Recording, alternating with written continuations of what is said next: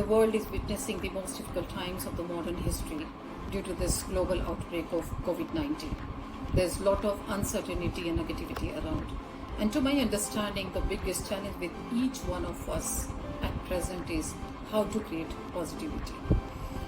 This unprecedented situation will have its ripple effect, and we may have to push all our social, economic, and academic activities. The role of schools will have to undergo a sea change.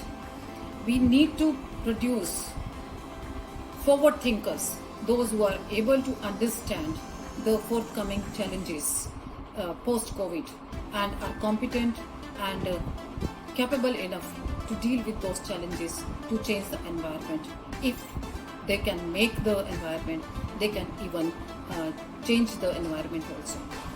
The education system will have lots of changes because we are going to meet a different population in our classrooms after this crisis. And every crisis brings an opportunity. I think we have learned a lot out of this crisis. To my understanding, two big lessons we have learned out of this crisis. One is our connect, which is very, very important, be it a family, be it a society or the world.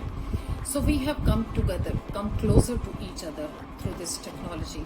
And all of a sudden we have started talking about the well-being of each other, which is really very, very good sign. And as far families are concerned, it's the best time to have that connect and bonding. And as a school head, even I have been listening all these beautiful stories of the children having nice activities with their parents at home.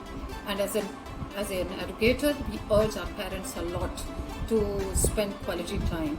And this is the time which can be used in best of the way to have that connect, have that bonding, have that compassion for all the family members. And learning, which is very important and is continuous process, that should continue. At no point of time we should think of stopping the learning because technology is helping us a lot.